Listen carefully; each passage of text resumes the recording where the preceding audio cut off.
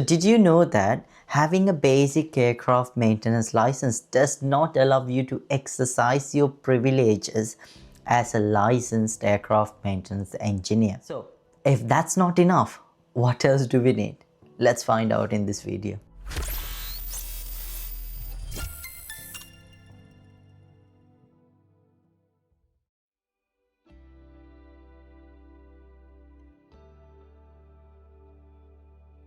Now, first of all, thank you very much. I know I haven't been publishing videos lately, and that's because I'm running a company, I'm doing a full-time job, and this YouTube channel is my third way of contributing to aviation and to teach you something.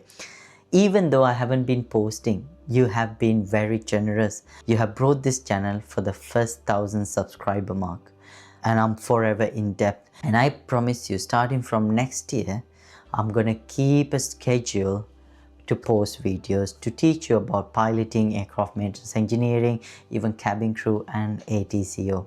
Now, anything that is discussed in this channel is aviation career related. So let's get to the video. Now, if you watched my video on how to become a licensed aircraft maintenance engineer, you probably know now that to become an aircraft maintenance engineer, you can't follow the traditional academic pathway. Now, unlike other engineering where you go to a university, you get a degree, you start as a junior engineer and then you work your way up. Now, aircraft maintenance engineering, our academia or our training is considered vocational, and guidance to become an aircraft maintenance engineer is published by a civil aviation authority. In European Union, this is EASA, and in a country like Sri Lanka, it will be Civil Aviation Authority Sri Lanka. America, it's going to be FAA. Australia, it's going to be CASA. So they all have this rule book on how to become an aircraft maintenance engineer. Now, you know that you need to select a Part 147 school to become an aircraft maintenance engineer. That's the fastest route. And after that, you need 2 years of experience in a base maintenance organization. It should not have to be base maintenance, but having the base maintenance exposure will allow you to complete your logbooks in 2 years and apply for your basic license. Okay, and then once you apply for your basic license, you get a blank aircraft maintenance license. Now, why is it blank? Because it is missing something, and that missing thing is a type rating. Now, I know even pilots have type rating and aircraft maintenance engineers have type ratings too. Now, what is a type rating? A type rating is a specialized course or a training program that helps you understand the aircraft system in both theory and practical elements and make sure you're competent in that aircraft systems. Now, the word type denotes to a type of an aircraft. It can be an A320 or it can be a Boeing 737 or it can be an A380 or Boeing 747. Now, to become a licensed aircraft maintenance engineer, you need to have a type rating endorsed in your blank aircraft maintenance license. Then only you become a type rated engineer. Now, there are 3 types of type training. Level 1 being general familiarization, or we call it GenFam. It's an overview of the aircraft systems of one type of an aircraft. It's a general familiarization course. You will learn about airframe, engines, how the system works, a bit of electrics. So it's a basic high-level program. Who is this for? Now, this is for someone junior who wants to have an awareness of the aircraft they're working. Or this is also used by category C engineers. Now, if they have a full type rating, which I'll get to in a bit, from their second type rating, they can just go for a general familiarization course that will get it endorsed in their license. They do not need the full type rating. Okay, so these are the people who it is tailored for. So people who are maybe not directly involved with the aircraft type but works with the type, and also people at a junior level who works with the aircraft, such as aircraft technicians or junior aircraft mechanics, and category C licensed engineers. if this is not their first type rating, they can just get away with a level 1 type training. Okay, so the next one is level 2 type training. Now this one has different names. Some they call it ramp and transit, some they call it a technician's course. Now this is tailored for aircraft technicians, people who have some sort of an experience.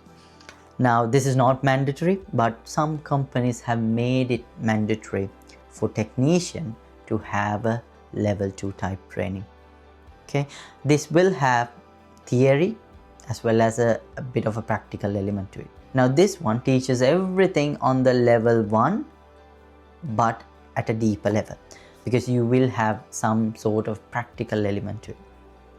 Okay, again, airframe, engines, and also all the subsystems and bit of electrics as well. So this is required for experienced aircraft maintenance technicians or category A technicians or just line technicians. Now the first two are not mandated, like you can have it, you cannot have it, you can still work on the aircraft. Now what separates the first two levels from level 3 is this is mandatory if you want to become a licensed aircraft maintenance engineer. Okay, in your blank aircraft maintenance license there's a part called aircraft rating.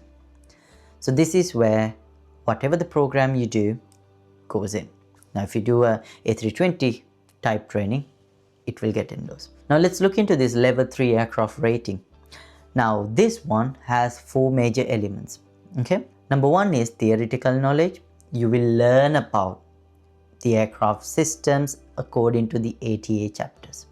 And then theoretical examination, you will face an exam as well at the end of the theory. And then you get practical training and practical assessment. Okay, once you complete all 4 of these elements, then you get a level 3 type rating. Now once you complete both theory and practical elements, you will get a certificate of recognition. Now you might remember from my other video, certificate of recognition is also granted for a basic training. That is the basic required training to become an aircraft maintenance engineer. You go to a school. Now even here for type training, you get a certificate of recognition. Now once you have the level 3 certificates of recognition, which is 2 certificate documents, you raise a EASA Form 19. Now if you remember, EASA Form 19 is for the initial aircraft maintenance license application. Now if you remember correctly, for amendments is also EASA Form 19. Now you're going to add a type rating onto your license. So you send your blank aircraft maintenance license, EASA Form 19 with the certificates of recognition, and if this is your first type rating, you need an on-the-job training. Okay, some also call it structured OJT. Okay, so this one, you complete the structured OJT and then you send it to your competent authority to get your license, and now you will get a Part 66 license endorsed. Now where can you get your type training from? You can get your type training from an EASA Part-147 approved program if you're planning to work in a European region country. Now if you want help in getting your level 1 or level 3 type training, please comment type training below and I will get in touch with you. We have one of our partner schools who delivers level 1 type training online and also level 3 theory part online and practical part you need to fly to Spain. So if you're interested in knowing more, comment type rating. I'll catch you with another video next week. Until then, keep fixing.